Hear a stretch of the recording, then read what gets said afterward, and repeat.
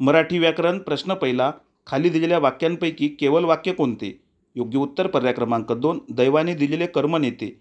या वाक्यामध्ये एकच उद्देश म्हणजे कर्ता आणि एकच विधेय म्हणजे क्रियापद आहे, त्यामुळे ते केवळ वाक्य. प्रश्न दुसरा. समोर दिवाळीचा सण आला होता, पण तो साजरा करण्यासाठी त्यांच्याकडे पैसे नव्हते. या वाक्याचा प्रकार कोणता? योग्य उत्तर पर्याय क्रमांक 3. संयुक्त वाक्य.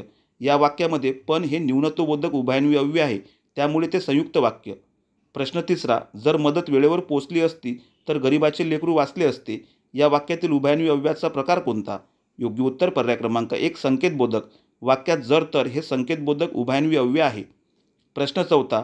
खालीलपैकी मराठी उपसर्ग लागून तयार झालेला शब्द कोणता? योग्य उत्तर पर्याय क्रमांक 4. आडनाव. प्रश्न पाचवा. खालील पर्यायांपैकी भाववाचक नाम असलेला पर्याय कोणता? या प्रश्नाचे उत्तर आपण कॉमेंट करा. आजचे प्रश्न आवडल्यास लाईक करा, शेअर करा आणि चॅनलला सबस्क्राईब करा.